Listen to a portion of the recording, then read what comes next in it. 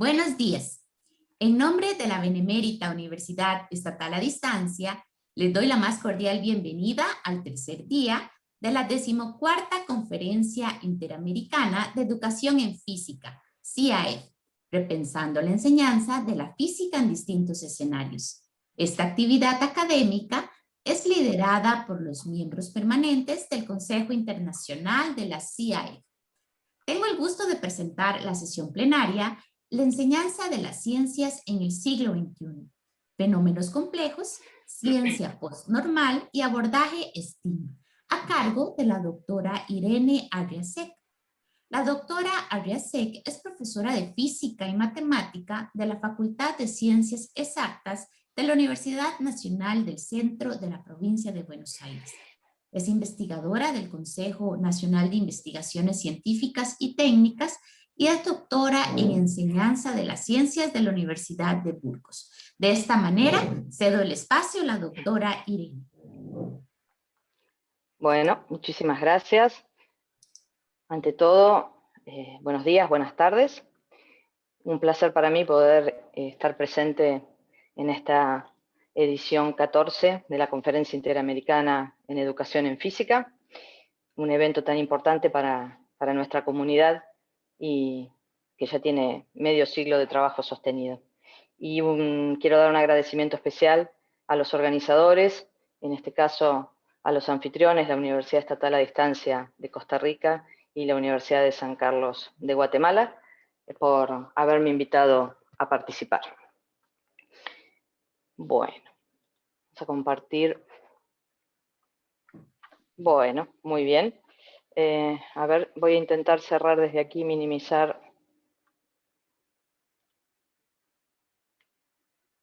Ahí está. Bueno, un poco la idea que quería compartir con ustedes en esta charla es dentro de uno de los ejes temáticos, que es el abordaje STEM o STEAM o STEM integrado, que es una de las líneas de investigación en la que en los últimos años he empezado a trabajar con colegas de España, de la Universidad de Burgos, en particular la unidad de investigación consolidada en el área de didácticas en áreas STEAM. Digo una de las líneas porque el resto de mi trabajo de investigación está anclado en la Argentina, en el núcleo de investigación en educación en ciencias con tecnología, el CENTEC, de la Facultad de Ciencias Exactas.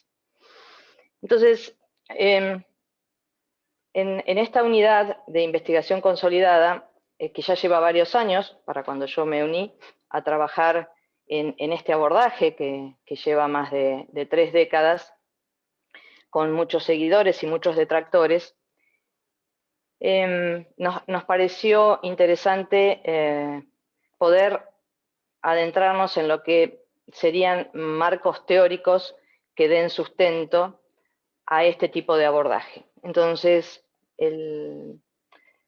digamos, la ruta que va a seguir la charla en realidad es comenzar por la última parte de lo que es el abordaje STEAM, como nosotros lo comprendemos, y ver que desde nuestra perspectiva es necesario poder analizar desde una mirada metadisciplinar o de segundo orden, intencionada, en particular desde el área de naturaleza de la ciencia, que es en el área donde yo trabajo más fuertemente, siempre para mirar fenómenos físicos y con intención de aportar a la enseñanza y al aprendizaje de los mismos.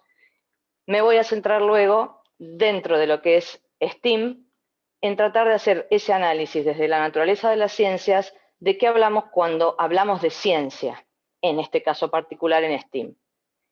Podríamos también hacer el análisis de qué entendemos por tecnología, ingeniería y arte y matemática. Eso daría lugar a algo, digamos, mucho más extenso y que desde este grupo se lo viene trabajando fuertemente, incluso con publicaciones donde participan otros colegas argentinos. No lo dije, pero en la unidad de investigación consolidada es un grupo de investigación que dirige la doctora Ileana Greca, y trabajamos en conjunto con el doctor Jairo Ortiz Revilla, que ha hecho una tesis recientemente defendida sobre educación y abordajes STEAM integrados. Y toda la perspectiva de análisis epistemológico denominada Not STEM ha sido elaborada también en colaboración con otro colega argentino, seguramente conocido por muchos de ustedes, que es el doctor Agustín Aduriz Bravo. O sea que hay un trabajo hecho sobre todo en el análisis epistemológico que subyace en el acrónimo a los conceptos de tecnología, ingeniería, matemática, pero yo me voy a centrar fuertemente en cuál es la perspectiva de ciencia o qué aspectos de la perspectiva de la ciencia actual deberíamos prestar atención para cuando hacemos un abordaje STEAM. Y voy a terminar presentando una línea epistemológica que no es, dentro del área nuestra de educación, creo yo, de las más conocidas. Brevemente, vamos a ver cuál es el origen y cómo ha evolucionado el constructo hasta la actualidad.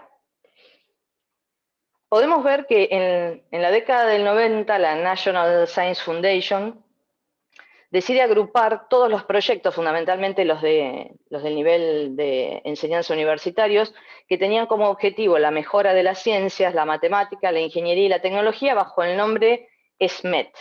Eso no dio demasiado resultado y ya en los 2000 se decide cambiar para el acrónimo más conocido como STEM, para referirse al impulso a carreras que se pasan a denominar STEM. Estas carreras STEM obviamente son carreras que contienen dentro de su currícula ciencia, matemática, ingenierías y tecnologías. Y la idea es poder mejorar la enseñanza de esas disciplinas dentro de las carreras y también las carreras específicas en su conjunto. Y aparece el otro propósito de estas fundaciones, que es la de promover las vocaciones científicas, dada una baja a nivel internacional, en particular en los Estados Unidos, de estudiantes que decidieran realizar carreras de tipo científico. En esa época, en los 2000, no era todavía considerado un enfoque de enseñanza propiamente, y tampoco se hablaba de integración. Entre los 2000, la primera década de los 2000 y el 2010, se realizan una serie de reformas curriculares que comienzan en los Estados Unidos, impulsados fundamentalmente por el presidente Obama, a través del programa Nobody Left Behind, y comienzan a plantearse perspectivas educativas ya STEM, para los últimos años de escuela primaria y la escuela secundaria, con un fuerte énfasis en la integración. Cuando se habla de integración, ahora vamos a ver y luego vamos a profundizar de qué hablamos cuando hablamos de integración, en ese momento era al menos trabajar con dos disciplinas dentro de la ciencia, o con la ingeniería y la tecnología, o con una disciplina científica y una tecnológica. También en esa época surge la recomendación de incorporar el abordaje ingenieril en los diseños curriculares como una estrategia de resolución de problemas. En nuestra área de educación en ciencias y educación en física, el área de resolución de la línea, de resolución de problemas tiene larga data, pero ahora la perspectiva sería enfocarla, mirar cómo es que se dan el abordaje de los problemas desde el punto de vista de la ingeniería y tratar de llevar a la escuela ese tipo de estrategias, como en algún momento se ha intentado y se sigue intentando tomar los aspectos relevantes de la actividad científica para abordarlos desde un punto de vista metadisciplinar, es decir, para enseñar no solamente ciencia, sino acerca de la actividad científica. Lo mismo ocurre con la ingeniería. Se intenta de que se empiecen a encontrar aspectos relevantes que puedan colaborar en la resolución de determinadas problemáticas concretas. A partir del año 2013 se empieza ya a hablar de educación STEAM y se extiende a toda la escuela primaria, ya no a los últimos años. También es la época en que en algunos trabajos se empiezan a incorporar la A de arte, y esa A de arte en unas primeras ocasiones fue considerada como sinónimo de diseño para acercarla a la ingeniería, y luego se extiende a todo lo que se denomina liberal arts, es decir, ciencias sociales, ciencias humanas, entre ellas la historia, la filosofía y la sociología, para poder poner en contexto los problemas que se abordaban. Se puede entonces pensar a la STEAM integrada ahora a todas las áreas de las ciencias. Cabe aclarar que cuando hablamos de science en el contexto internacional, queda circunscripto para lo que nosotros entendemos como ciencias exactas, ciencias experimentales, ciencias naturales. Por eso la necesidad en ese acrónimo de incorporar al resto de las ciencias. En nuestro país no tenemos ya, creo, ese tipo de discusión de considerar a las ciencias sociales dentro de las ciencias. Puede ser que todavía en un ámbito quede, pero aquí, por eso la necesidad luego de extenderla a lo que en los lugares angloparlantes se denominan liberal arts. También la incorporación del arte se relaciona con una línea dentro de STEM o STEAM que tiene que ver con una visión más crítica al surgimiento de STEM como una mirada más capitalista de formación para el mundo del trabajo. Es decir, en un primer momento esto se vinculó con la noción de formar en competencias para el mundo del trabajo, y la crítica desde la línea que incorpora las liberal arts, es decir, que la idea es en realidad formar a sujetos que pueden dentro de sus competencias, algunas ser para el mundo del trabajo, pero lo que se pretende es una formación mucho más integral que solo para el mundo del trabajo. Entonces, en síntesis, las razones para la inclusión del arte en la literatura, lo que podemos encontrar es que se sostiene que aumenta la motivación y los sentimientos positivos hacia todas las áreas de tipo STEM. Esto también desde todas las ramas artísticas propiamente dichas que pueden participar, ¿no? Artes plásticas, música, literatura, que permiten desarrollar la competencia digital y el diseño de ingeniería, y potencia la inclusión de aspectos que contextualizan a las ciencias, como ya dijimos. Cuando se aborda un problema netamente científico, tecnológico e ingenieril, la idea es ponerlo en el contexto de cuál es la razón, cuál es la necesidad de resolver ese problema para la sociedad, en ese momento de la sociedad, en ese momento histórico, si se quiere. Y además, otra de las razones es que está incluido en el diseño curricular de la enseñanza obligatoria en diversos países, y algunos autores plantean que esto favorecería los abordajes más integrados. Pero, digamos, ¿qué es la educación integral STEAM? ¿Cómo nosotros la estamos considerando en nuestro grupo de investigación? Consideramos como un enfoque que es complejo, que no está libre de críticas, perdón, que está centrado en la resolución de problemas relevantes, y esos problemas deberían ser particularmente de interés para los estudiantes, es decir, no necesariamente siempre los problemas planteados por el docente, sino dar un rol importante al estudiante en terminar de delimitar por lo menos un problema, con preferencia por el uso de abordajes interdisciplinarios y transdisciplinarios, de los cuales vamos a hablar más adelante, que son necesarios para resolver los problemas de la ciencia actual. También consideramos que la educación STEAM integrada es una forma de educación transversal que promueve el desarrollo de ciertas competencias, como ya mencioné, en los y las estudiantes de una manera integrada y humanista.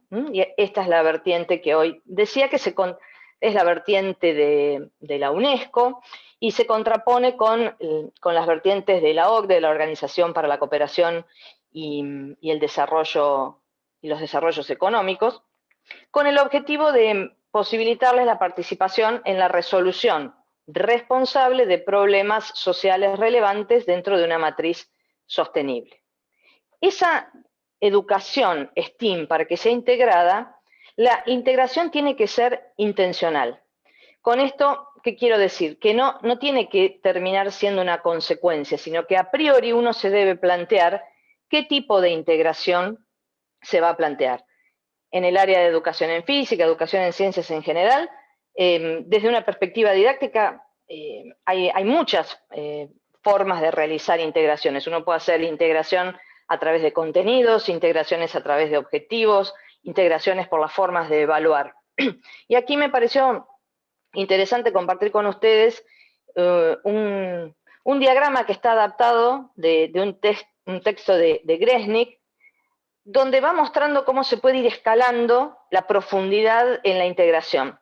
Empieza por lo que denomina una integración que se llama conectada, donde simplemente sería el menor nivel, obviamente como se ve en el dibujo de integración, y se refiere a cuando nosotros, por ejemplo, en una clase de música, en el arte, estamos hablando de sonido y mencionamos, cuando les decimos a nuestros estudiantes, cuando en física ustedes habrán visto el concepto de frecuencia y se sigue dentro de la clase de música sin profundizar mucho más. O sea, se remite a que el alumno recuerde lo que estuvo analizando en otra disciplina y supuestamente él debería solo conectar esos conceptos con lo que se está abordando en ese momento vinculado con el sonido.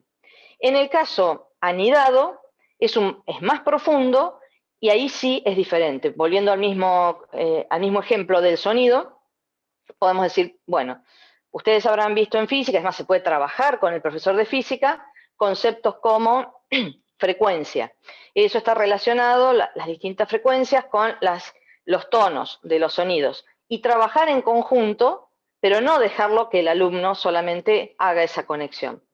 Y luego vamos a ir avanzando ya a lo que a niveles más profundos de integración, como es la multi o la pluridisciplinaridad, la interdisciplinariedad y la transdisciplinariedad.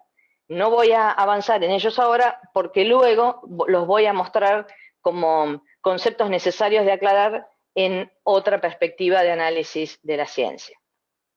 Los objetivos generales de la educación STEAM integrada que aparecen en la literatura, si tomamos algún artículo bastante reciente, como el de Martin y Pais del 19, nos plantean mejorar el rendimiento académico, enriquecer el conocimiento disciplinar, aumentar las habilidades tecnológicas, desarrollar la creatividad, incentivar las vocaciones científicas, promover un compromiso emocional con las asignaturas y aumentar el interés y la curiosidad por las asignaturas STEM. En realidad, si vamos de atrás para adelante, si logramos motivar al alumno, probablemente se dé un compromiso emocional y no solo circunstancial con las disciplinas, y eso termine siendo, en algunos casos, promotor de la decisión de seguir alguna carrera de tipo científica. Respecto del encuadre particular que nosotros tomamos, me pareció interesante aclararlo porque en la literatura lo que solemos encontrar son muchas referencias a aspectos metodológicos de los abordajes STEAM, pero poco abordaje de aspectos teóricos vinculados a cuestiones epistemológicas, de lo que hoy comentaba, del análisis de qué hablamos cuando hablamos de ciencia, tecnología, ingeniería y matemática. Y también hay pocos estudios que se vinculen con cuestiones de tipo psicológicas desde la perspectiva de cómo aprende un alumno en un abordaje STEAM, a diferencia de en otros. Nosotros usamos algo que es un clásico y que muchos de ustedes conocerán, como es la red triádica de Larry Laudan, y nos pareció muy interesante porque Larry Laudan focaliza su noción de progreso en la idea de resolver problemas en cada momento histórico.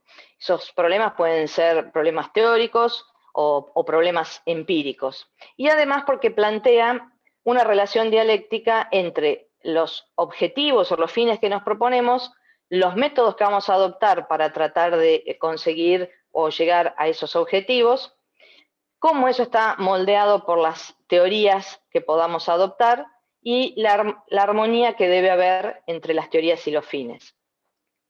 En el caso particular de las últimas investigaciones que se han hecho en el grupo, los fines estaban puestos en mejorar el desarrollo competencial de los alumnos, pero nosotros allí, en esos objetivos, podemos poner cualesquiera otros de los objetivos que mencioné en la diapositiva anterior. En cuanto al marco teórico, es un marco teórico adaptado de mi tesis de doctorado, en este caso particular, en el eje epistemológico.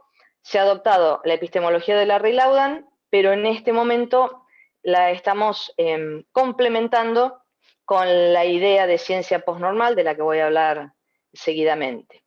En la perspectiva psicológica, la teoría de los campos conceptuales de Gerard Vergniaud, para tratar de identificar las representaciones de los alumnos sobre determinados contenidos y cómo intentar que se modifiquen esas representaciones si son erróneas o complementarlas si lo que falta no es que sean totalmente erróneas, sino lo que falta es dar un paso más. Y en el eje didáctico, la perspectiva de Martinán, que habla de objetivo-obstáculo, y en la tesis realizada por Ortiz Revilla, lo modificó el concepto de objetivo-obstáculo en el sentido de no plantear a priori los objetivos de enseñanza, sino primero, sabiendo cuáles son las ideas previas que tienen los alumnos, planificar cómo tratar de modificarlas. En ese sentido, objetivo-obstáculo, él lo modificó por objetivo-representación.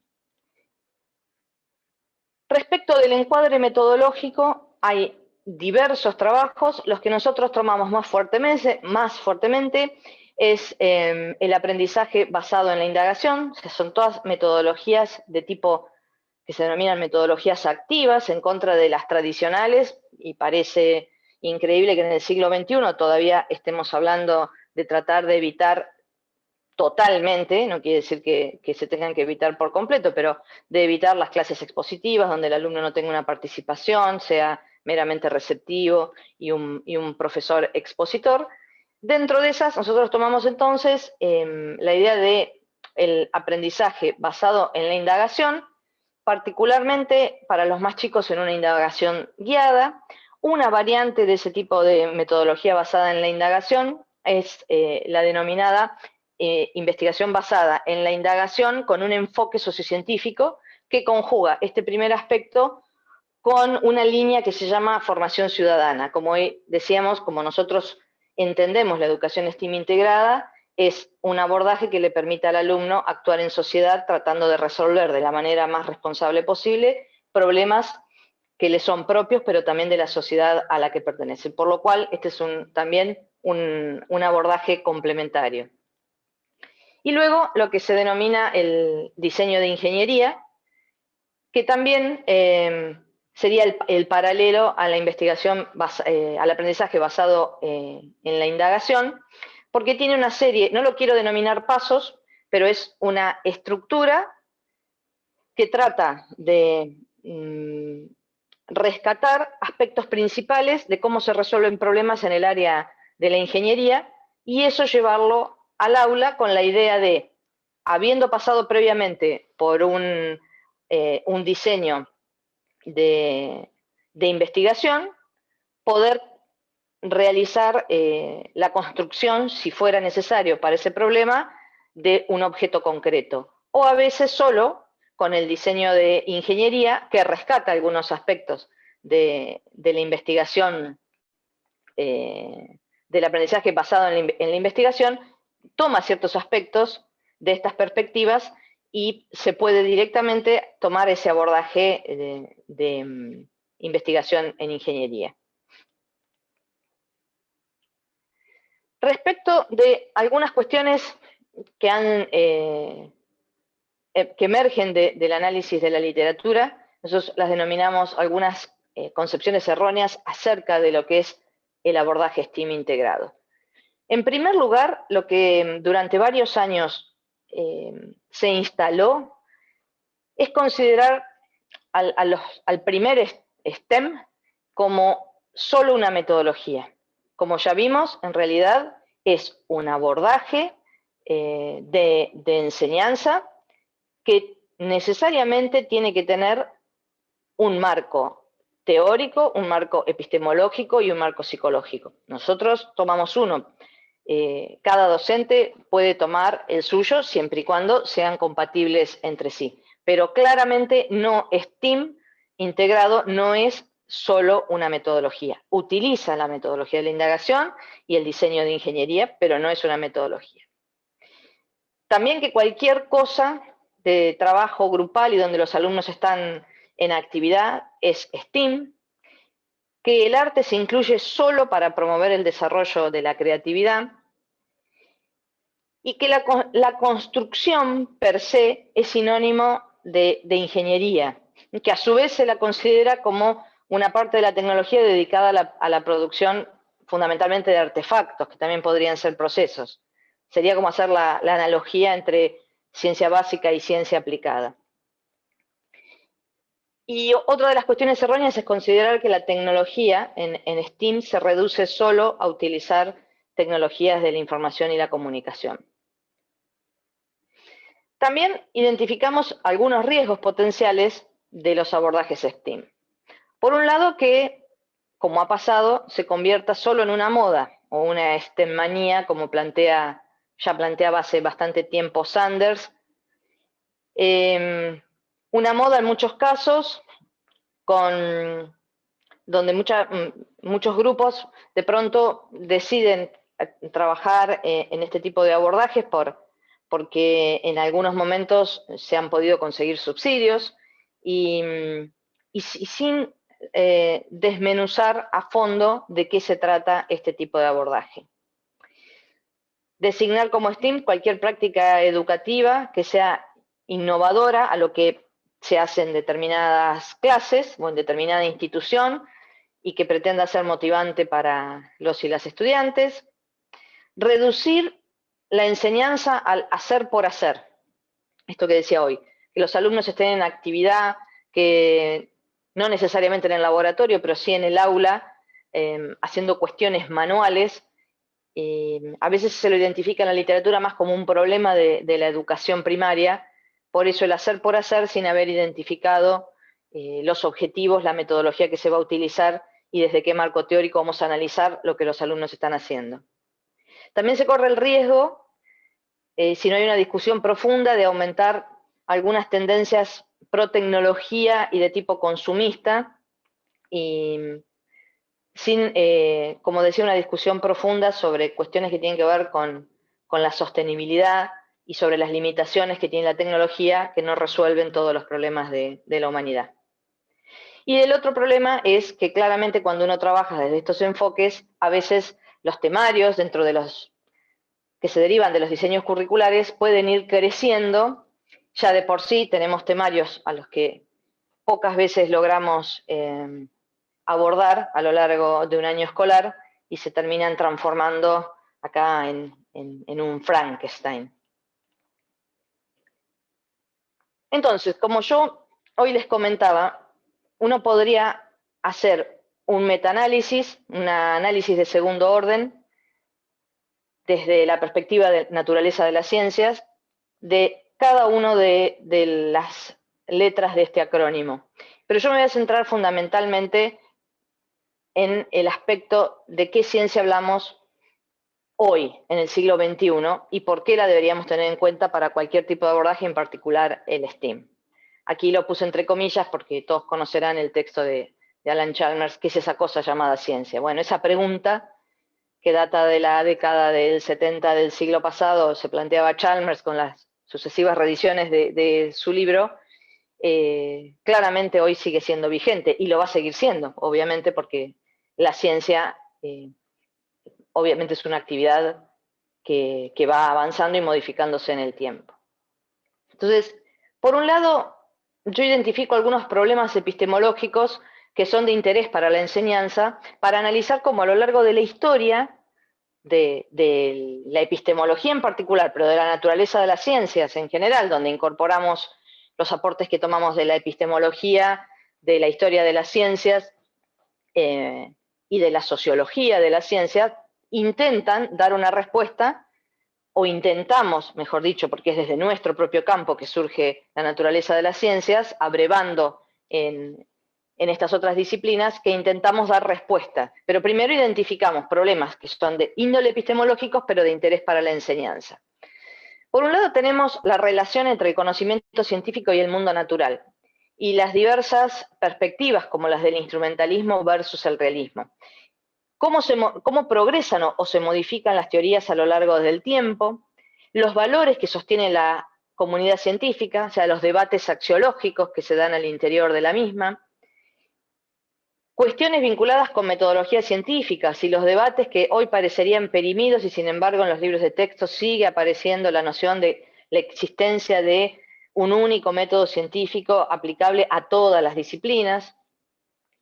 La representación del conocimiento científico mediante lenguajes elaborados, entonces tenemos las discusiones si debemos hacer solo análisis desde la lógica, desde los enunciados meramente de una forma analítica, o si es mucho más rico mirar a las representaciones del conocimiento como modelizaciones y hacer una interpretación, además de analítica, semántica de los mismos.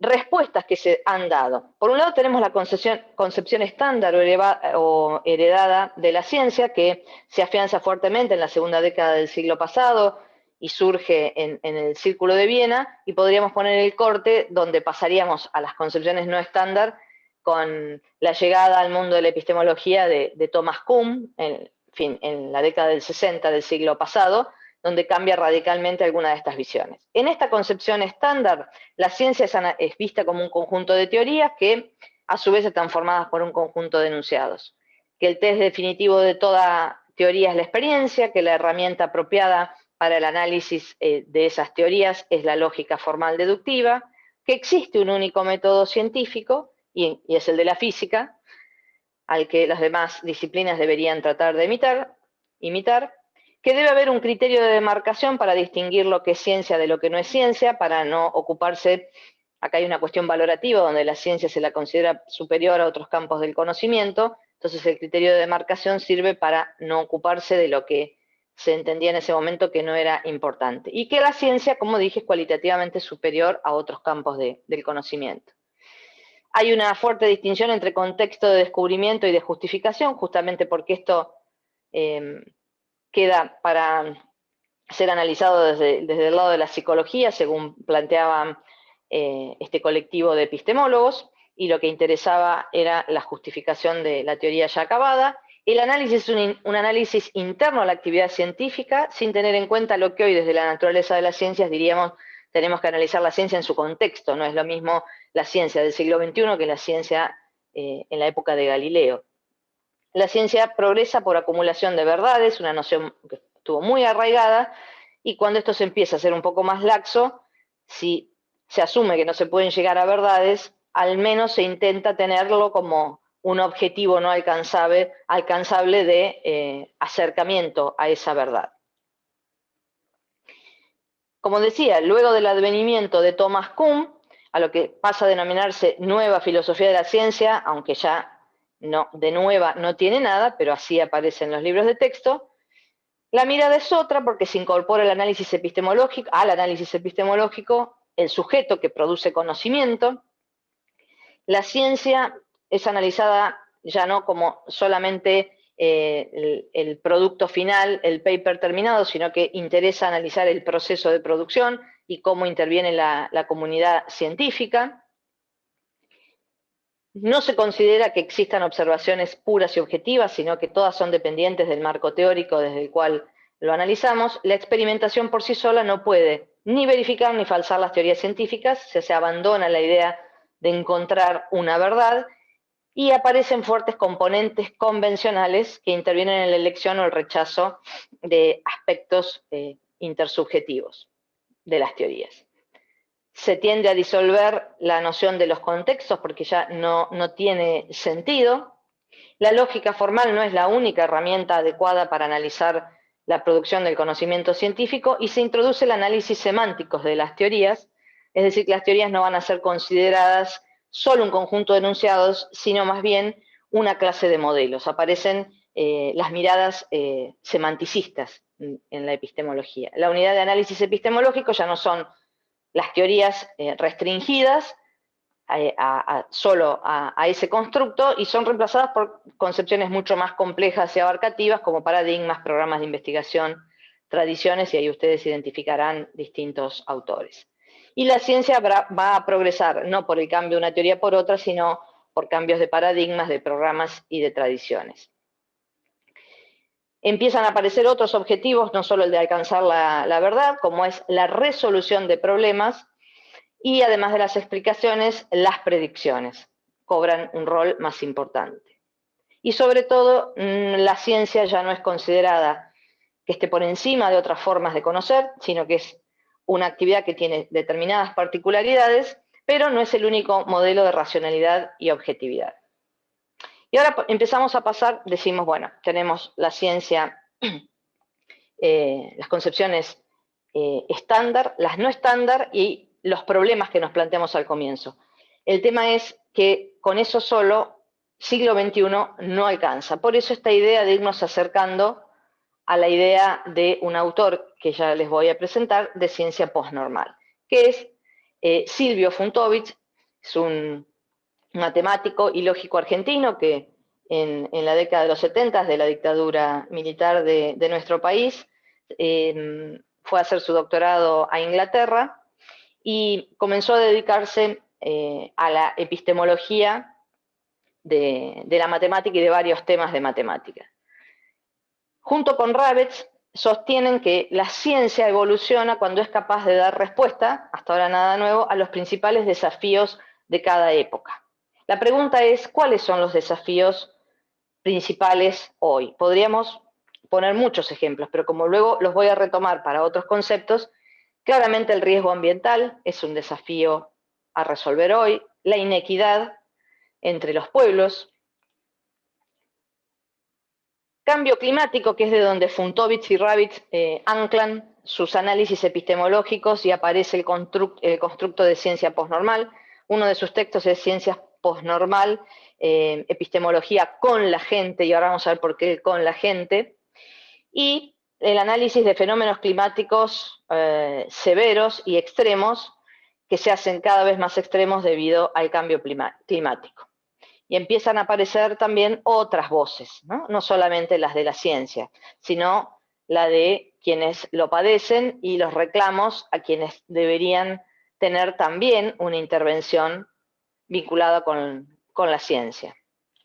Y obviamente en esta época es uno de los problemas principales que nos atraviesa como humanidad, las pandemias o las epidemias cuando son más locales. Entonces, Funtovich y Ravetz plantean, los problemas de hoy en día son globales y esto requiere nuevos estilos de actividad científica que los de la ciencia no estándar no alcanzan a dar respuesta.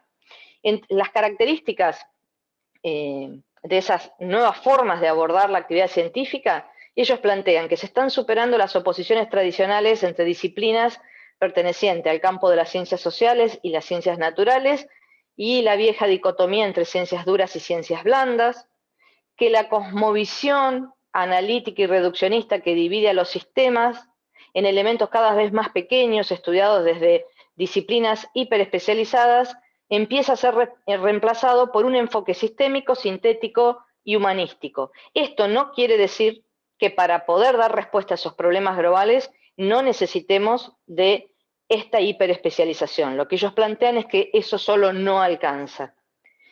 También sostienen que adquiere relevancia con los conceptos de multidisciplina o pluridisciplina, interdisciplina y transdisciplina.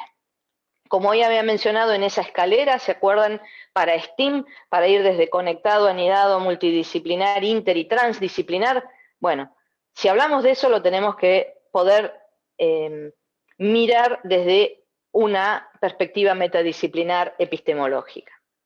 Como plantea Coria y Masuko, que en un texto muy interesante que acaban de publicar finales del año pasado, donde hicieron un análisis en la Secretaría de Ciencia y Técnica de la universidad en la cual yo trabajo, de todos los proyectos de investigación de las diferentes facultades que decían presentarse a distintas convocatorias de financiación en interdisciplina, multidisciplina y transdisciplina. Hicieron un análisis muy interesante de cómo a veces o muchas veces, estos conceptos se usan indistintamente o de manera muy acotada y la verdad es que eso influye en la manera en que después nosotros podamos asumir, por ejemplo, un abordaje educativo de STEAM integrado. Ellos plantean que es engorroso intentar dar definiciones acerca de esos conceptos porque esos conceptos implican establecer relaciones que suelen ser muy complejas y al mismo tiempo dejan de lado o invisibilizan otras cosas. De todas maneras, hacen un esfuerzo interesante y rescatan de la literatura algunas cuestiones tales como que la multidisciplina en el ámbito académico se da cuando coexisten varias disciplinas para abordar aspectos de un mismo problema, cuando se trabaja en equipo y cuando cada disciplina trabaja desde su perspectiva. Por ejemplo, cuando uno está trabajando de manera multidisciplinar, es alguien el que plantea un problema y el que pide el apoyo de otras disciplinas. Pero hay alguien que tiene muy claro y definido cuál es el problema. Yo puse un ejemplo por fuera del ámbito de la enseñanza, que es el clásico diagnóstico que hace un médico cuando vamos a hacernos un chequeo. Pues un chequeo de rutina o ir con una sintomatología particular. Entonces, el médico es el que centraliza el problema y nos va a mandar al cardiólogo o nos va a mandar a hacer a una placa y nos va a mandar a consultar, por ejemplo, a un neumonólogo o a un kinesiólogo. Pero el médico es el que analiza el problema y es el que lleva adelante para tratar de encontrar la solución. En el caso de la interdisciplina podemos verlo desde dos perspectivas, desde un sentido muy amplio y de un sentido más específico. En un sentido amplio está asociada a procesos que son multidisciplinarios, pero empezamos a ver que la interacción está en potencia, ¿sí? Es decir, convergen varias disciplinas, pero empieza a haber un diálogo entre esas disciplinas que desde lo multidisciplinar puramente no se da. Es un modo de trabajo que tiene que ser cooperativo e intentar resolver problemas prácticos dentro de lo que podríamos decir varias instituciones que sean decisivas para la vida cotidiana de las sociedades. Ejemplos típicos de trabajos interdisciplinarios, hospitales, escuelas, al igual que en toda una gama de situaciones también informales. Y además, otra cuestión importante es que para que algo sea un trabajo interdisciplinario tiene que tender a permanecer en el tiempo para que ese grupo se afiance. Que si es un trabajo puntual, no estamos haciendo interdisciplina, por más que tenga algunas connotaciones. En un sentido fuerte, está ligada a una dinámica efectiva de integración, no niega el conocimiento de contenidos y metodologías propias de quienes participan en un proyecto, sino que implica la generación, esto es muy relevante, de nuevos códigos, comprensiones comunes y maneras propias de formalizar los intercambios. A modo de ejemplo, yo puedo dar de cómo he visto trabajar durante la pandemia el año pasado a grupos de investigación en la Facultad de Ciencias Exactas, gente de física que estaba trabajando con una lámpara de UV, tratando de colaborar con el hospital local para tener dispositivos de bajo costo que pudieran eliminar sin riesgo para las personas y en un corto plazo altas cargas virales en superficies y en el medio ambiente. Entonces, empezó siendo un trabajo multidisciplinar porque una vez que tuvieron caracterizada la lámpara, la potencia, la manera de colimar los haces y demás, empezaron a trabajar en conjunto con gente de veterinaria. La gente de veterinaria les podía proveer el virus, el SARS-CoV-2, incluso bacterias. Pero originalmente la problemática surgió en el área de física. Cuando empiezan a hacer ese trabajo multidisciplinar, lo empiezan a sostener en el tiempo y la gente de veterinaria se da cuenta que ese trabajo que estaban haciendo, pensando en hacer un aporte al hospital local, también les podía servir a ellos porque tenían problema de contaminación de bacterias en los lugares donde hacían intervenciones quirúrgicas. Entonces empezó a dar un diálogo y aquí es donde se dio esto de el intercambio de códigos y de maneras de formalizar esos intercambios. Tuvieron que empezar a tener un lenguaje común, a identificar que la manera en que se hacía el conteo de partículas luego de ser emitidos esos de colocar los cultivos bajo ese tipo de iluminación, había maneras más efectivas que los físicos tenían para realizar el conteo que hacían los veterinarios, y comenzó un trabajo que ahora sí derivó en un trabajo de tipo interdisciplinar. Cuando eso se da lo que aquí denominan Coria y Mansuco, un salto cualitativo que cuando se da es irreductible, porque pasan a tener un lenguaje que no es ni el de la física en este caso, ni el de las ciencias veterinarias. Eso es un lenguaje común para el trabajo, en el cual además el problema pasa a ser configurado desde las dos disciplinas. Y lo que logran es esto, acuerdos metodológicos y conceptuales. Eso requiere una laboriosa traducción recíproca de los conceptos y metodologías empleada en cada área disciplinar. Y tiene que haber una disposición permanente a lograr una superación compartida al menos de una parte de esos conceptos y metodologías. En el caso de la transdisciplina, este tipo de abordajes pretenden promover interrelaciones como resultado de la convergencia entre especialistas que piensan más allá de sus propias disciplinas. Sin embargo, no solamente, o sea, no se reduce la idea de transdisciplina a cuando uno, desde un grupo de investigación que trabajan en un área disciplinar, abordan problemas que trascienden a su disciplina. Tiene que ver con algo que vamos a ver que se denomina comunidad extendida de pares. Es decir, involucrar a las personas que manifiestan tener un problema y poder incorporarla con una voz que tenga el mismo valor cualitativo que el de los especialistas. Entonces se extiende la legitimidad de quienes se involucran en estos procesos de conocimiento a esas comunidades, muchas veces no personas solamente, sino comunidades que viven en carne propia ciertas problemáticas complejas.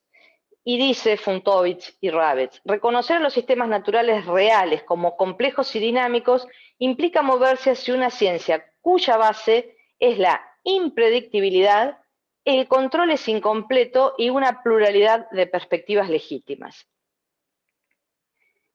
Y aquí aparece la noción de ciencia posnormal. Dicen, el surgimiento de un tipo nuevo de ciencia se relaciona fuertemente con nuevos tipos de tecnología donde la incertidumbre no la vamos a poder eliminar de ninguna forma, sino que va a ser necesario gestionarla. Es convivir con la incertidumbre porque es inherente a las problemáticas. No es una cuestión de que la ciencia no tiene los recursos en ese momento histórico para resolverlo. La problemática tiene la característica de incertidumbre. Y los valores, estamos hablando de valores desde el punto de vista axiológico, no deberían presuponerse, sino hacerse explícitos, porque van a entrar en juego en la toma de decisiones. Gran parte del éxito de la ciencia que denominábamos tradicional, antes del advenimiento de esta denominada posnormal, se debe a la capacidad de abstraerse a la incertidumbre, tanto en lo epistémico como en lo axiológico.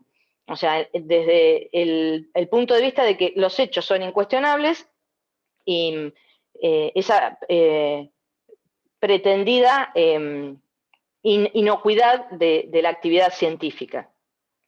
La forma de argumentar en ciencia ya no va a ser solamente la lógica formal, sino que es necesario otro tipo de diálogo interactivo con las comunidades. Los problemas que caracterizan a las ciencias posnormal tienen algún tipo de rasgos que son muy comunes.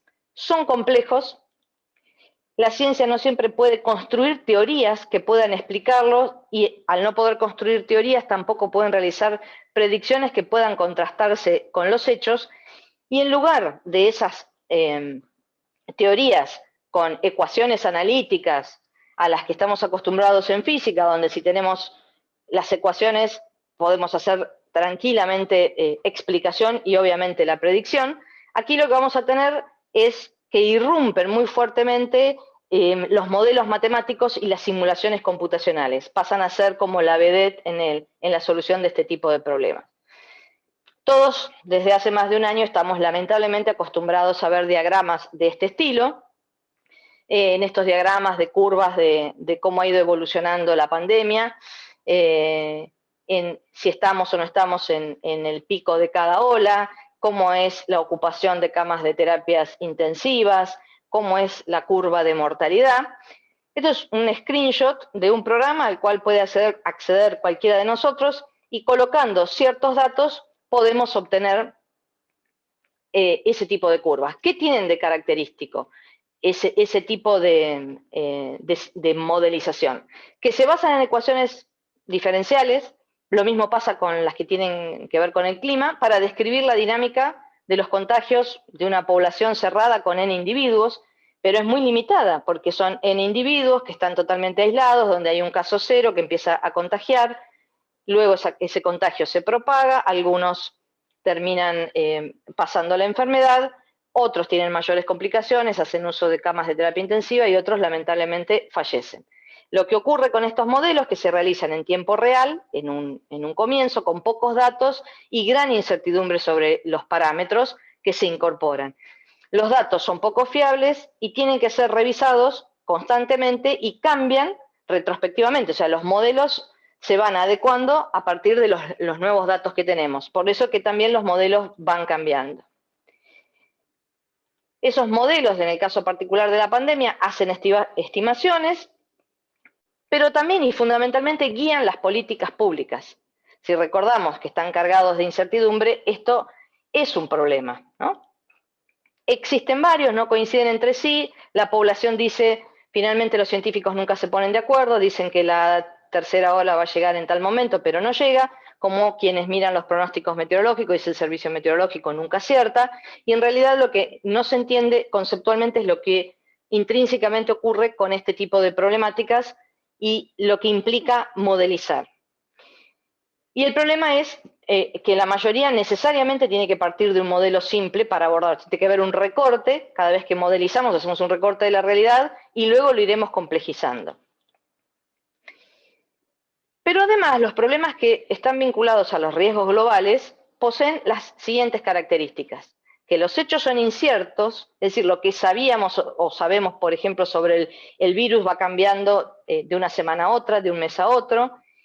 Vinculado con el clima, podemos tener el seguimiento de una tormenta tropical importante, de un huracán, pero poder decir con precisión día y hora y lugar de dónde va a tocar, si bien cada vez es más, los modelos son menos inciertos, si se quiere, tampoco podemos dar precisión.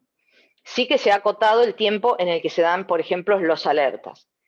Los valores están en disputa, es decir, en este tipo de problemáticas ya no tenemos una ciencia que solamente se ocupe de la cuestión científica, y empiezan a entrar en juego disputas entre libertad individual versus compromiso social.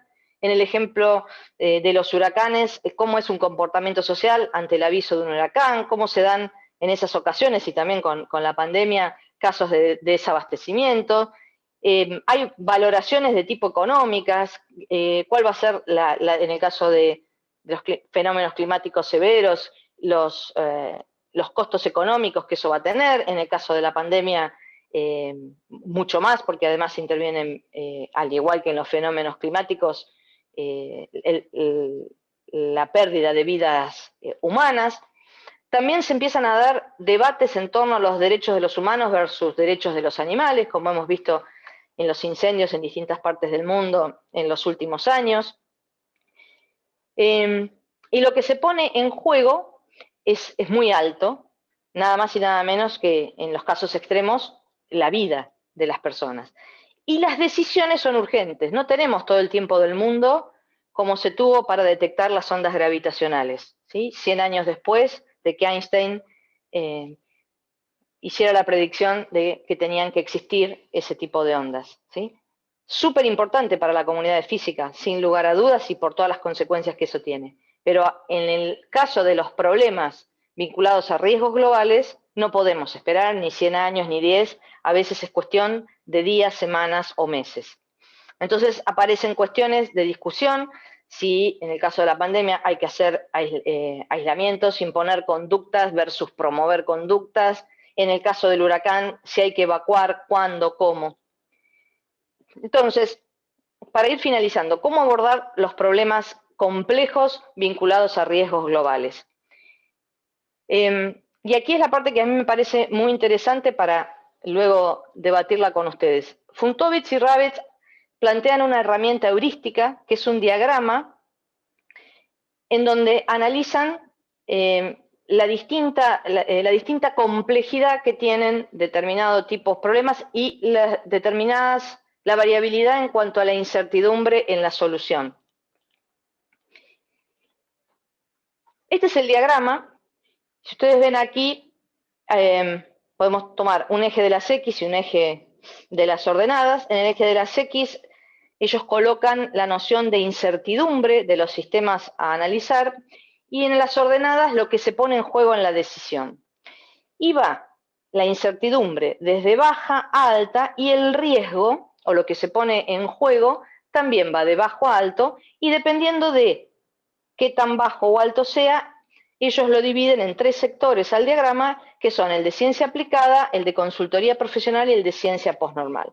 La incertidumbre de los sistemas en realidad se refiere a que el problema no es uno simple, sino, como ya hemos dicho, son realidades complejas, y cuando hablamos de lo que se pone en juego en la decisión, tiene en cuenta un análisis de costos y beneficios de la decisión que se vaya a tomar, y además hay un compromiso valorativo en el que el problema involucra y que compromete a personas que van a adoptar determinadas posturas, y en ese adoptar posturas arriesgan algo. Las personas podemos ser nosotros en el contexto de una pandemia, con las decisiones que tomemos respecto de cómo cuidarnos y cuidar a los demás, o las que tomen los determinados gobiernos respecto de lo que las sociedades deban hacer, por poner solamente un ejemplo. Una cuestión muy interesante que no se había dado en la epistemología antes de esta propuesta es vincular un rasgo netamente epistémico como el que aparece en el eje de las X con un rasgo de tipo axiológico, ¿sí?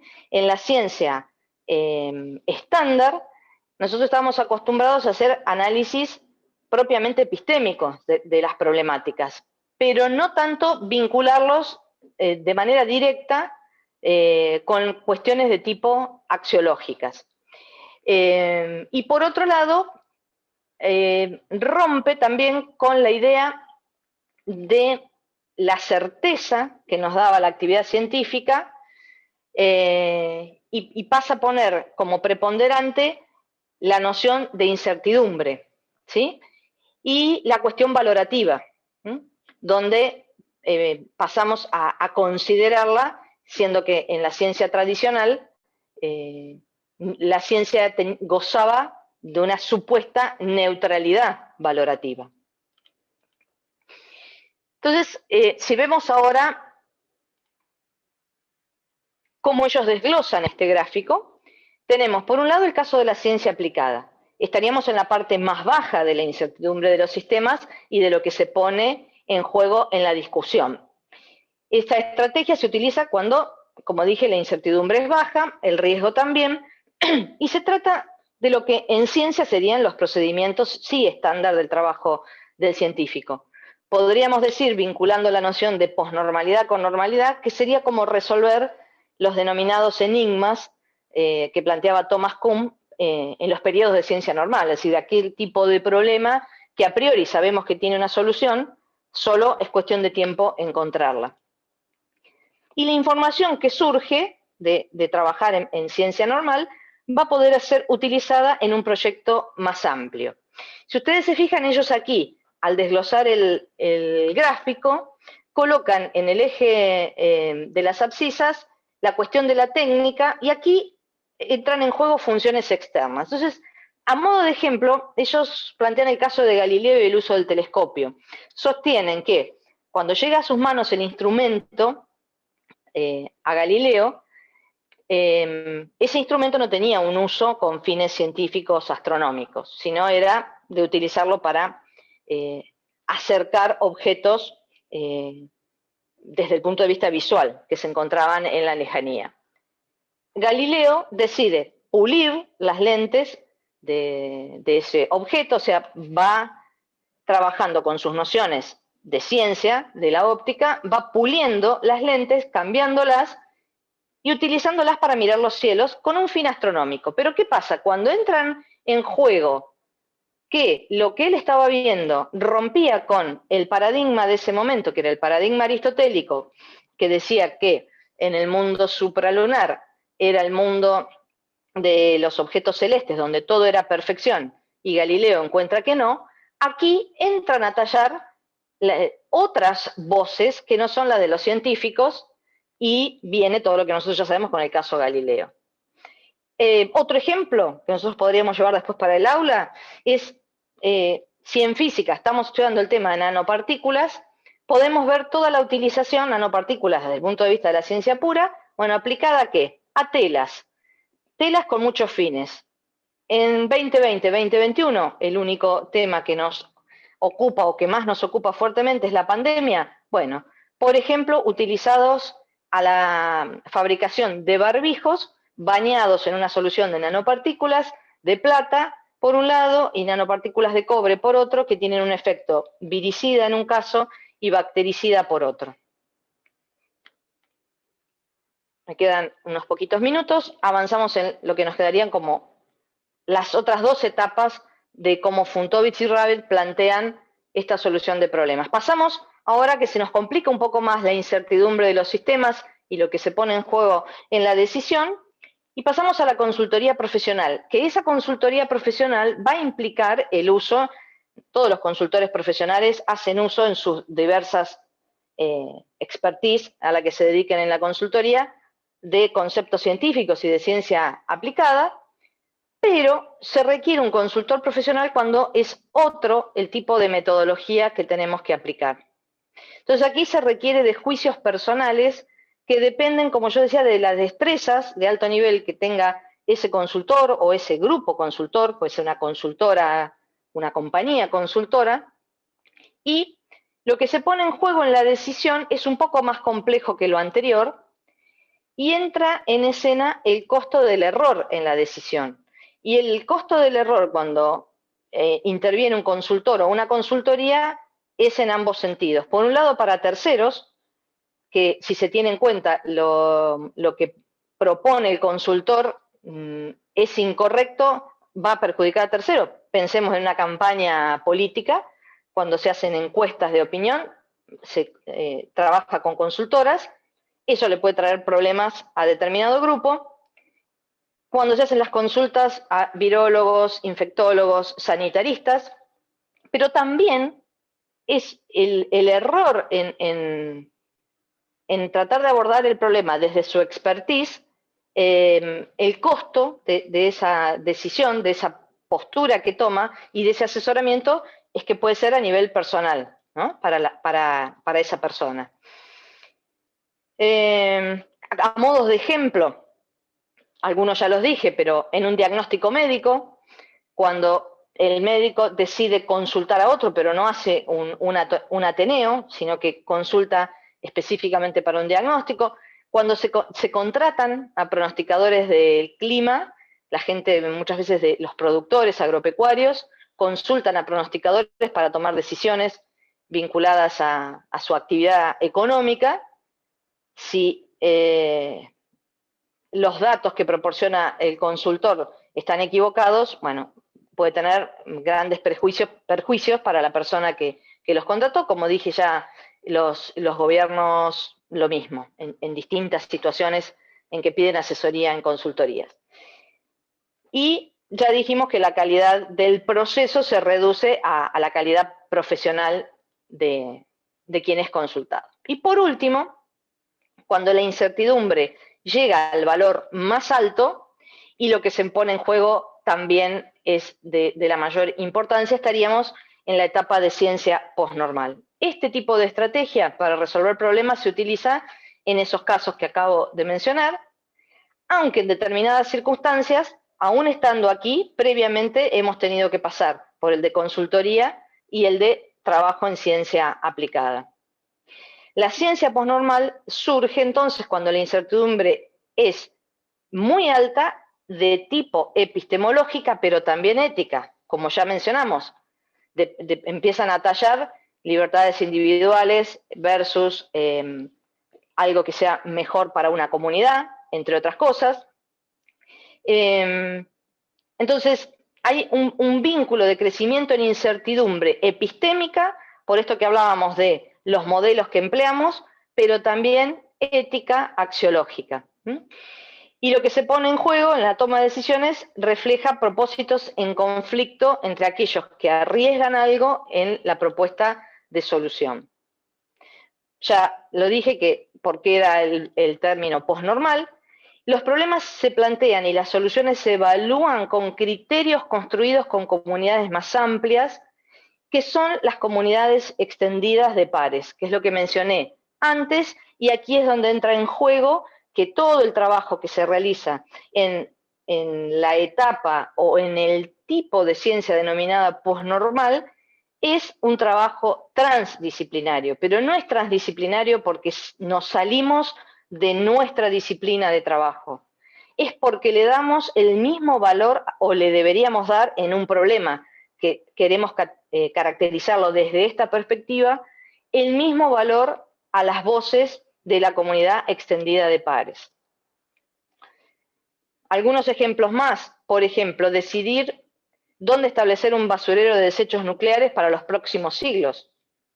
Obviamente que hay que saber ciencia pura, ciencia aplicada, se pueden hacer consultorías, pero después están las comunidades, alrededor de dónde se van a instalar esos basureros. Analizar, por ejemplo, cómo proceder con comunidades completas que deberían mudarse en mediano plazo debido a la suba del nivel del mar por el calentamiento global y el derretimiento de grandes masas de hielo. O sea, eso no es algo que pueda quedar aquí. Necesariamente tienen que intervenir esas comunidades. Por último, me tomo solo un minuto.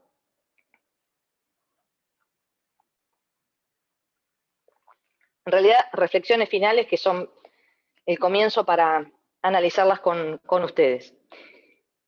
Los problemas complejos globales que enfrenta la humanidad en nuestro siglo requieren soluciones que también son complejas, donde convergen diversas disciplinas científicas, pero también diversas tecnologías y tipos de ingeniería, y a diferencia de las formas de trabajo que se daban en la denominada ciencia normal de Thomas Kuhn, participan otros actores sociales, personas que no pertenecen al ámbito científico, que padecen determinados de esos problemas globales y casi siempre es necesaria su participación para llegar a una solución consensuada. Sería deseable que los docentes pudiésemos analizar estos debates desde perspectivas de naturaleza de las ciencias que sean pertinentes, porque favorecerían la adopción de nuevos enfoques didácticos para los diferentes niveles de la enseñanza formal.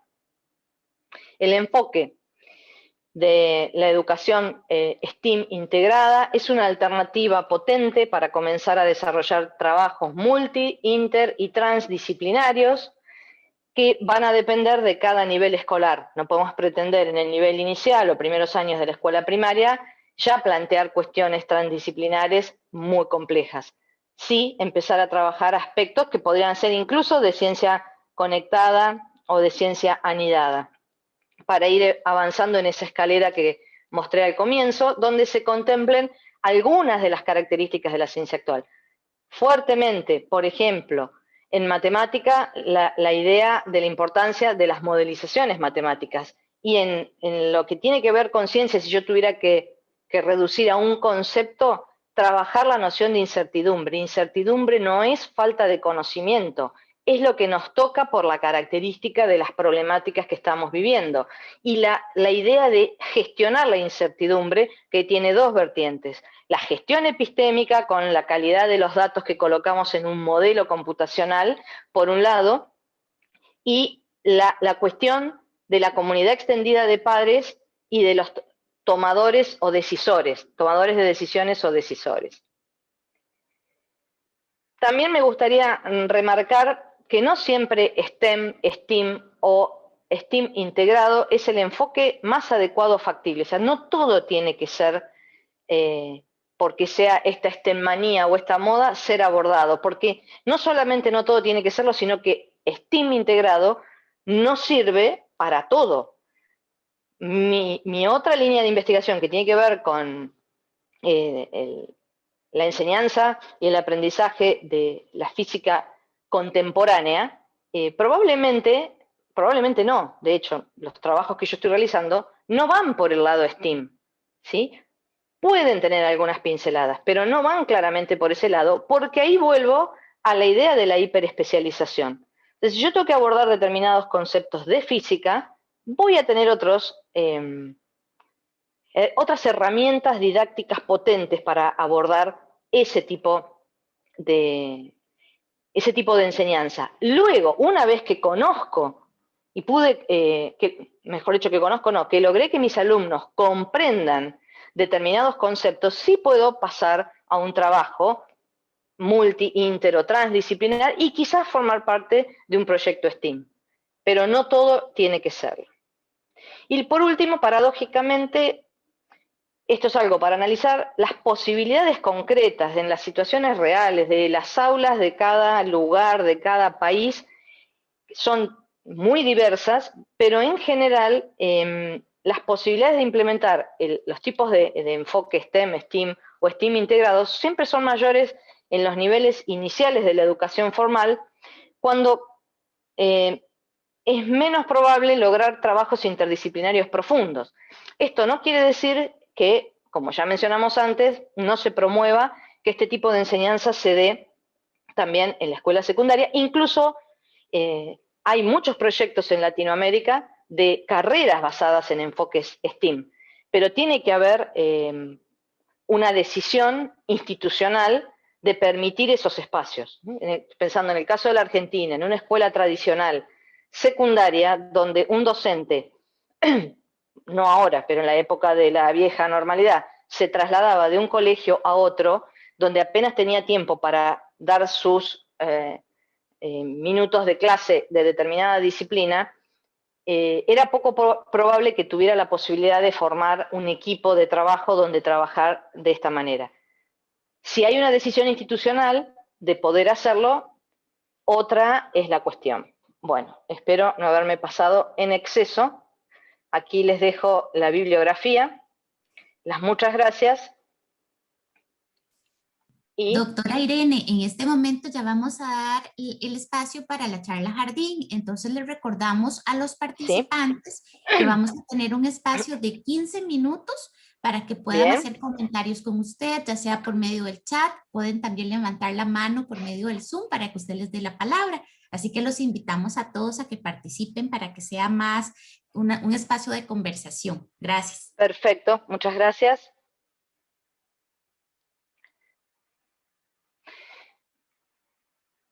Miraríamos aquí en el chat. Hola Irene, acá me habilitaron el micrófono. Soy Víctor, Bien. de Argentina. Primero felicitarte, agradecerte por la charla. Me Muchas interesa gracias, Víctor. particularmente la cuestión del nivel primario que vos decías.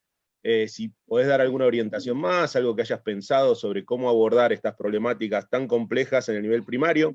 Hay dos cosas que me preocupan, te pregunto. Una es respecto a la complejidad de los temas y, digamos, los conocimientos necesarios para abordar esos problemas complejos, ¿no? Así como vos decías, ambientales. Y el otro que me preocupa es, a veces en esas propuestas de abordaje en primario se transfieren a los niños las angustias propias de esos problemas, ¿no? O sea, como que no están resueltos por los adultos, pero son los mismos niños que pasan a cargar con ese problema como, qué sé yo, los futuros salvadores de la humanidad. No sé si se entiende lo que digo. Creo que sí. Y en parte, discúlpame si no te terminé de entender, porque estaba haciendo clic en todas partes porque había minimizado la pantalla y no encontraba. A ver, un poco lo que yo entiendo primero, no es mi área de trabajo la escuela primaria. Conozco trabajos de escuela primaria por el grupo de trabajo en la unidad de investigación de la Universidad de Burgos y porque hay gente, como contaba, que están incluso ahí en la bibliografía. Jairo Ortiz Revilla hizo su tesis de doctorado en STEAM integrado en la escuela primaria, un trabajo realmente muy interesante, fundamentalmente desde la fundamentación teórica, epistemológica, didáctica y metodológica. Si vos me preguntas la problemática que abordó, justamente como era escuela, en el caso de escuela primaria, últimos años de la escuela primaria, podríamos estar hablando más de un trabajo multidisciplinar y, como dije al comienzo, un problema cercano al interés de los alumnos, no tan cercano a una cuestión de índole sociocientífica, si se quiere. Entonces, en el caso de él era cómo armar un sistema de iluminación para el lugar donde estudiaban. Entonces se incorporaban, obviamente, todas las letras del acrónimo, cuestiones vinculadas con la electricidad, cuestiones vinculadas con la matemática porque hacían todo tipo de gráficas, obviamente el diseño de ingeniería porque tenían que desarrollar sus propios circuitos. Sí que había una cuestión vinculada con lo social que tenía que ver con la sustentabilidad y el tipo de lámparas que iban a utilizar. Entonces ahí realmente esto que vos decís de cargarlos con una problemática profunda no era tal, porque el problema era un problema que tiene todas las aristas para ser abordado desde STEM, e incluso ese mismo problema, si uno lo traslada a la escuela secundaria, se amplían las cuestiones que intervienen, ¿sí? Pero no había una cuestión pesada de estas problemáticas globales de las que yo hablaba.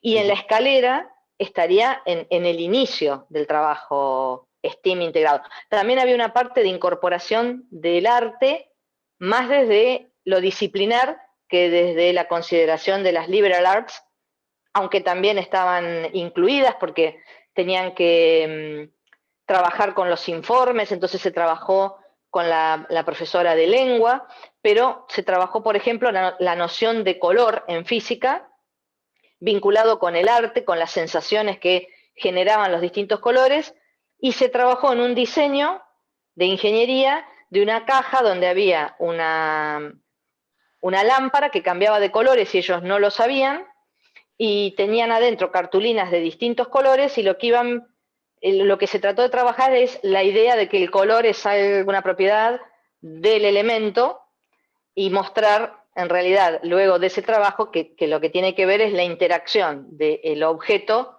con el tipo de iluminación que recibe.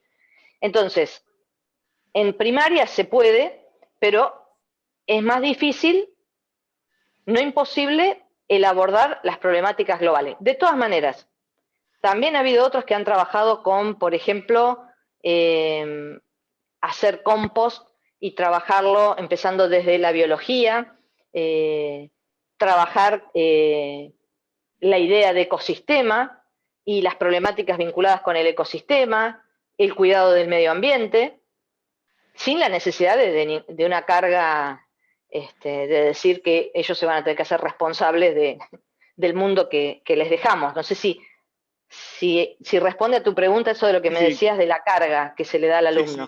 Sí, justamente es una manera de no abandonar la complejidad, pero sin avanzar en problemas que realmente tenemos que resolver los adultos, ¿no? Sí, me parece que es una preparación, digamos, parte de la formación en este sentido que estamos buscando. Gracias. Exactamente. No, gracias a vos por la pregunta. Bueno, yo estaba, no sé, yo soy Teddy Halpern, y levanté la mano, así no sé si me toca a mí o no. Sí, estaba mirando aquí. Sí, buen día, buenas tardes.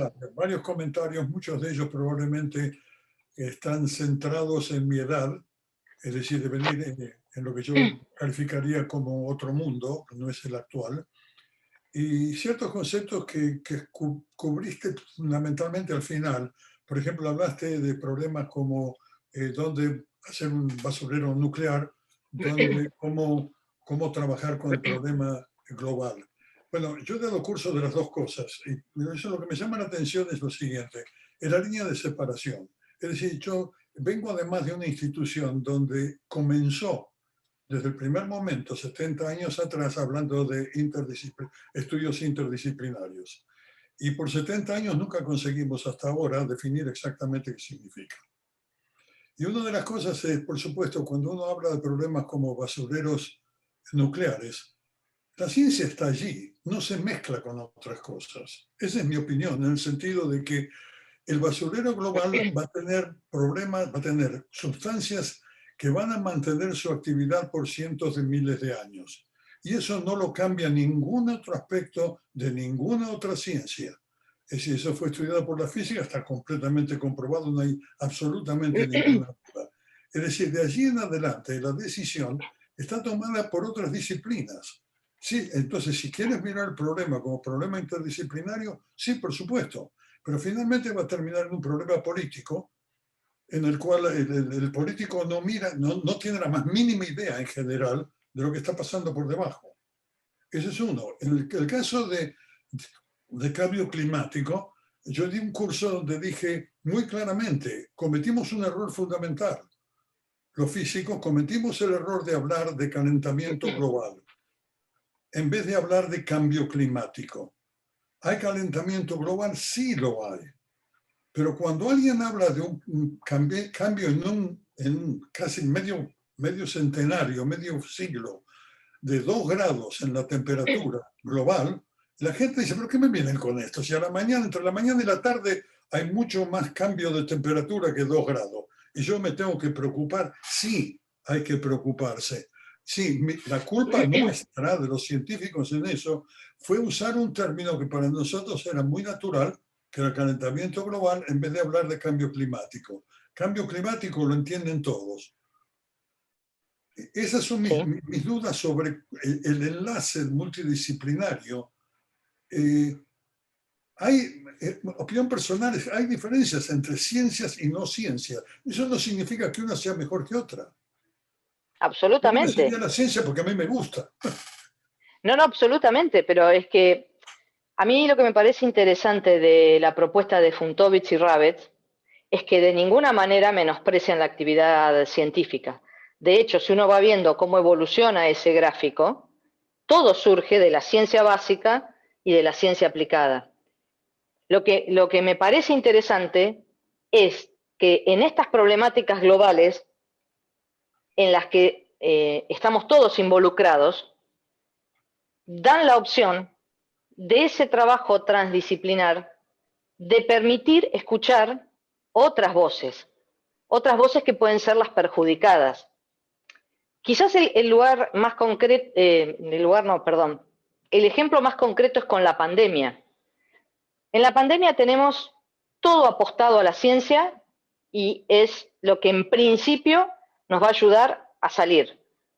La investigación básica, la investigación aplicada, el desarrollo tecnológico, la producción de vacunas. Si desde la educación y desde los medios de comunicación y desde los gobiernos no seguimos insistiendo en la necesidad de explicar que el barbijo tiene casi el mismo peso que la vacuna, pero si se entiende lo que es un barbijo en profundidad, uno de los trabajos que nosotros teníamos hechos era eso. La característica de lo que es un barbijo, lo que es correctamente colocado, cuántas veces hay que lavarlo y todo lo demás, ahí es donde, sin la colaboración, por poner solo el barbijo, después está el que decide, yo hago lo que quiero, no me importa. El hecho de mostrar que esta pandemia, de la que cada uno de nosotros que estamos aquí no somos responsables, pero sí la estamos padeciendo, a pesar de no haber sido responsables, tenemos una manera de colaborar con la ciencia, escuchando lo que nos dice la ciencia, para poder ser parte de la solución del problema. Porque acá no es algo mágico que se viene con una varita mágica y está todo el mundo vacunado. No, es responsabilidad social. En esa responsabilidad social, el caso del barbijo. Pero después está el otro caso de las discusiones de ¿hay que hacer lockdown? No hay que hacer lockdown. ¿Hay que cerrar los aeropuertos? No hay que cerrar los aeropuertos. Son decisiones que, en definitiva, terminan tomando los políticos. Lo que se plantea acá es, a través de pronto, manifestaciones muy duras en determinados lugares, quizás los políticos escuchen a los ciudadanos, a las sociedades, y empiecen a tenerlas en cuenta. Esta es la idea de no se sale solo con la ciencia, sino con la colaboración de aquellos que están siendo afectados por el problema. Con cambio climático es lo mismo. Como usted planteaba, si yo entiendo lo que es cambio climático, si desde la escuela se trabaja desde muy chico, se van a empezar a generar pequeñas acciones para colaborar. Obviamente que lo que la ciencia investigó y está comunicando es fundamental, pero si la sociedad no lo toma en cuenta, ya no hablemos de los gobiernos, hay muchos lugares donde hace más la sociedad que el gobierno que toma las decisiones, que decide no adherir a los protocolos, o cosas por el, o que dicen presidentes o expresidentes que han dicho que el cambio climático no existe. Entonces, hay una parte de la sociedad que sí es consciente de eso, que se ha informado y que con su grano de arena es parte de la solución. ¿Cómo se hace escuchar? A veces con manifestaciones pacíficas, a veces lamentablemente con manifestaciones que no son pacíficas, pero son parte de la solución, no solamente de una política de Estado, ¿no? A eso me refería a que esa complejidad requiere escuchar otras voces. Que no pase en la actualidad, eso estoy de acuerdo. Digo, es casi a lo que uno aspiraría, a ciudadanos muy formados en ciencia para ser responsables en lo que escuchan, en los medios de comunicación, y a tomar sus propias decisiones. O sea, si voy a decidir no ponerme el barbijo, tengo que tener razones fundamentadas para no utilizarlo. Si voy a decidir no vacunarme teniendo la opción de la vacuna, tengo que tener razones científicas para no hacerlo. Pero tengo que saber cuánto yo estoy influyendo con mi decisión en retrasar la solución de ese problema. Esa es la comunidad extendida de pares. A eso fue lo que me quise referir. Lo entiendo perfectamente. Hay una responsabilidad que voy a tomar porque lo he visto. Los científicos a veces tenemos la costumbre, mala costumbre, de usar idiomática, usar frases que la gente no entiende. Y supongo que muchos científicos se sienten muy cómodos en estar en esa posición porque eso prueba, por supuesto, que somos mejores. No somos mejores. Claro. No, entiendo exactamente el punto, pero hay una cosa aquí que todavía no me cierra. Ese es el problema. No me cierra el hecho de que sí, las decisiones, finalmente las decisiones no son de los científicos. Los científicos no decidimos que cuando uno deja caer algo en un sistema que tiene gravedad cae. No lo decidimos, es lo que pasa. Es decir, pero hay otras cosas que sí, hay que decidirlas, por supuesto. Exacto.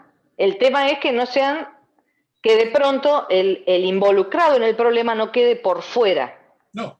Ese es el enfoque. El exigir que alguien trabaje en una obra que use zapatos blindados, sí, está basado en que si se le cae algo, la gravedad le va a dañar el zapato, le va a dañar el zapato, le va a dañar el pie. Entonces es alguien que decidió tomar una decisión basada en la gravedad. Sí, de acuerdo.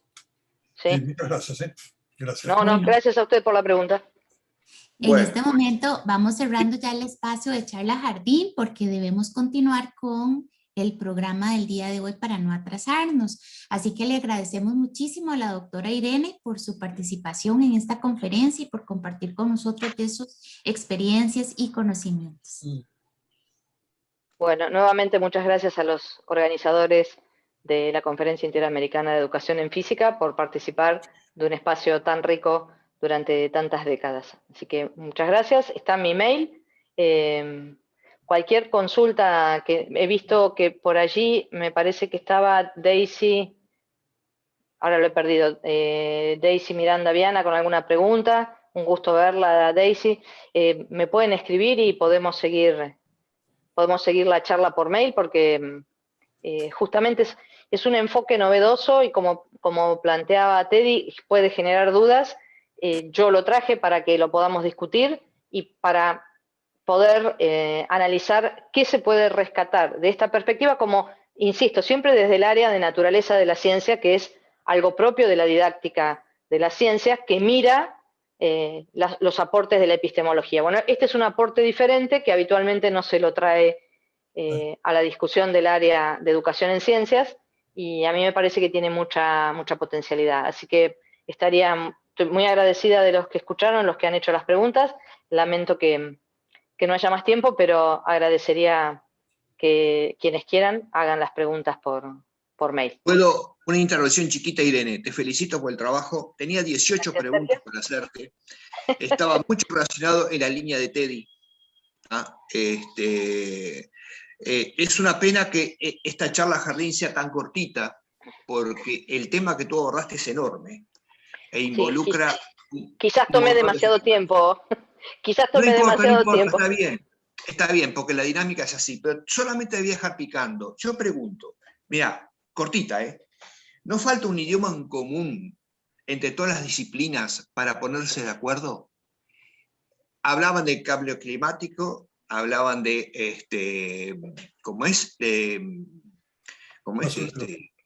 Exactamente. Entonces yo me pregunto, ¿no hay una forma de unificar de alguna manera interdisciplinariamente los conceptos y que la palabra, pongo un ejemplo muy práctico, por ejemplo, que en física le decimos capacidad, a lo que el electrónico le dice un condensador.